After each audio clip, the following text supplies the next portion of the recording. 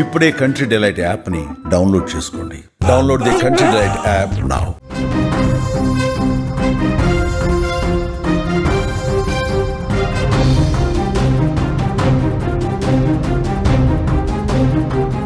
Breaking news చూస్తున్నాం. సంగారెడ్డి జిల్లాలో విషాదం నెలకొంది. బర్కతుల్లా ఖాన్ అనే వ్యక్తి బలవన్ మరణానికి పాల్పడ్డాడు. అమీన్పూర్ చెరువులోకి దూకేశాడు బర్కతుల్లా ఖాన్. చెరువు గట్టుపై ఒక లెటర్ను పెట్టాడు. చెప్పులు, మొబైల్ ఫోన్ గట్టు మీదే ఉన్నాయి. భార్యతో విభేదాల కారణంగా బలవన్ మరణానికి పాల్పడ్డట్టుగా సమాచారం వస్తుంది. భార్యను కొట్టిన కేసులో జైలుకెళ్లి ఇటీవలే విడుదలయ్యాడు మృతుడు. వివాహ బంధాల్లో తలెత్తుతున్న వివాదాలు తీవ్ర విషాదాలుగా మారిపోతున్నాయి. ఒకరికొకరు దాంపత్య జీవితంలో కలిసి సాగే మజిలీలో వచ్చే మనస్పర్ధలు, కలతలు ఇలాంటి అనర్థాలకు దారితీస్తున్నాయి. సర్దుకుపోతే సాఫీగా ప్రయాణం సాగిపోతుంది. ఇలాంటప్పుడు ఏవో చిన్న చిన్న ఒడిదుడుకులు వస్తూ ఉంటాయి. వాటిని మనసు మీదకి తీసుకుంటే ప్రాణాలు పోగొట్టుకుని ఈ విధంగా విషాదంగా మారుతున్నటువంటి పరిస్థితి ఉంది. హత్యలు, ఆత్మహత్యలకు కారణమవుతున్నాయి. తాజాగా భార్యతో విభేదాలతో మరొక వ్యక్తి బలవన్ మరణానికి పాల్పడ్డటువంటి పరిస్థితి ఉంది. భార్యపై దాడి చేసి జైలుకెళ్ళి వచ్చాక తనువు చాలించాడు.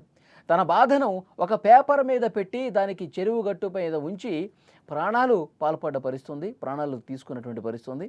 విజువల్స్లో మీరు చూస్తూ ఉన్నారు స్క్రీన్ మీద. అతని చెప్పులు కావచ్చు, ఒక పేపర్ కావచ్చు అక్కడ పెట్టేసి బలవన్ మరణానికి పాల్పడ్డాడు.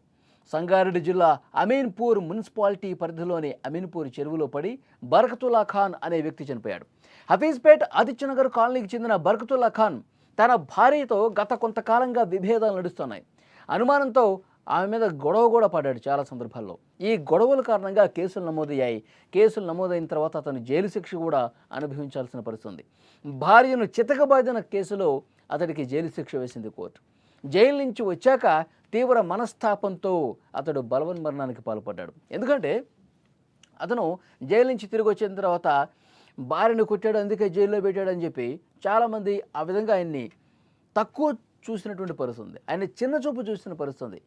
ఇక అతను కొద్దిగా ఇబ్బందికి గురయ్యాడు.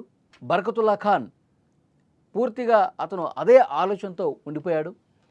ఇక సూసైడ్ చేసుకుందామని చెప్పి భావించి అమీన్పూర్ చెరువు దగ్గరికి వెళ్ళాడు, ప్రాణాలు తీసుకున్నాడు.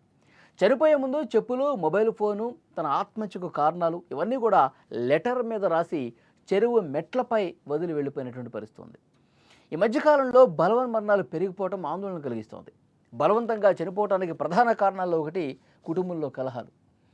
చిన్న చిన్న విషయాలకు కూడా చాలామంది జీవితాన్ని అర్ధాంతరంగా ముగించేసి వాళ్ళ కుటుంబాన్ని తీవ్ర విషాదంలోకి నెట్టేస్తున్నటువంటి పరిస్థితి. అంటే అదే ఆలోచనలో ఉండిపోతున్నారు, అదే ట్రాన్స్లో ఉండిపోతున్నారు. ఇంకా నాకు లైఫ్ లేదు, నాకు ఇంకా జీవితం లేదు, ఎందుకు ఈ జీవితం, నా జీవితం సర్వనాశనం అయిపోయిందని చెప్పి క్షణికావేశానికి గురై ఈ విధంగా ప్రాణాలు తీసుకున్న పరిస్థితి. మొత్తం తన కుటుంబానికి కనిపించిన ఆ తల్లిదండ్రులను కూడా దూరమైనటువంటి పరిస్థితి. దానికి కారణం ఏంటి? ఒకసారి జైలుకి వెళ్ళి వచ్చాడు. జైలుకి వెళ్ళి వస్తే పూర్తిగా తన పరువు, ప్రతిష్ట మొత్తం పోయింది. ఊళ్ళో తలెత్తుకుని తిరగలేని పరిస్థితి ఏర్పడింది. జైలుకి వెళ్ళి వచ్చాడని చెప్పి ఆ ముద్ర పడిపోయింది.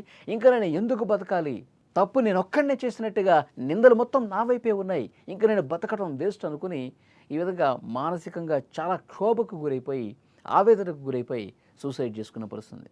మరి సూసైడ్ నోటు కూడా ఒకటే రాసినట్టుగా కనిపిస్తోంది. స్క్రీన్ మీద మీరు చూడొచ్చు.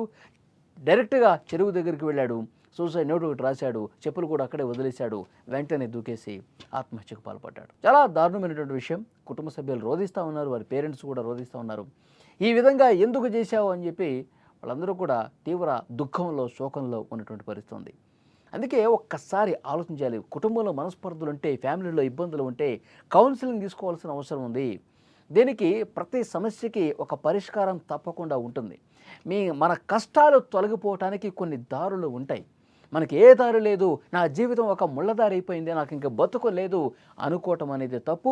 ఇలాంటి మానసికంగా ఇబ్బంది పడే వాళ్ళకి మీరు ఫ్రెండ్స్ కావచ్చు, కుటుంబ సభ్యులు కావచ్చు, ఎవరైనా సరే అలాంటి వారిని దగ్గరికి తీయండి, చేరదీయండి, వారితో సంతోషంగా గడపండి.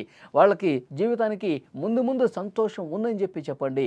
అవసరమైతే ఫ్యామిలీ కౌన్సిలర్స్ ఉంటారు, వాళ్ళ దగ్గరికి కూర్చోబెట్టండి. వాళ్ళ బ్రెయిన్లో ఉన్నటువంటి అలాంటి ఆలోచనలు, ఒక నెగటివ్ థాట్స్, ఆత్మహత్య వైపు తీసుకెళ్లేటువంటి అలాంటి ఆలోచనలు అన్నీ కూడా వాళ్ళు పక్కకు తీసేస్తారు. అందమైన జీవితం ముందుంది, ఈ సమస్యకి పరిష్కారం ఇది, ఈ విధంగా నడుచుకుంటే మన జీవితం పూలపానుపోతుందని చెప్పి అలాంటి కౌన్సిలింగ్ తీసుకుంటే ఎంతోమంది ఆత్మహత్యాయత్నం చేసినటువంటి వాళ్ళు కూడా మళ్ళీ తమ జీవితాలని సక్సెస్ఫుల్గా ముందుకు తీసుకెళ్ళిన పరిస్థితులు ఉన్నాయి. సో డెఫినెట్గా ఇలాంటి వాళ్ళని ఒక కంట కనిపెడుతూ ఉండాలి. వాళ్ళ ఆలోచనలు ఏ విధంగా ఉన్నాయో కుటుంబ సభ్యులు చూస్తూ ఉండాలి, ఫ్రెండ్స్ చూస్తూ ఉండాలి. ఈ విధంగా బలవన్మరణానికి పాల్పడే స్థితి నుంచి మామూలు స్థితికి తీసుకొచ్చే ప్రయత్నం చేయొచ్చు. ఈ కేసులో కూడా అర్బతుల్లా ఖాన్ అతను భార్యతో గొడవపడ్డ కారణంగా అతన్ని జైల్లో పెట్టారు. జైలు నుంచి వచ్చిన తర్వాత అవమానం తట్టుకోలేక పరుగు పోయిందన్న ఉద్దేశంతో చనిపోయినటువంటి పరిస్థితి ఉంది. సో డెఫినెట్గా సూసైడ్ నోట్ కూడా పోలీసులు తీసుకున్నారు, కేసు నమోదు చేశారు, దర్యాప్తు చేస్తూ ఉన్నారు. ఇంకా రీజన్స్ ఏమైనా ఉన్నాయా? కేవలం అవమాన భారంతోనే అతను చనిపోయాడా, లేకపోతే అతను సూసైడ్కి ముందు ఇంకా ఏమైనా గొడవలు జరిగాయా? ఇవన్నీ కూడా వెలికి తీస్తూ ఉన్నారు.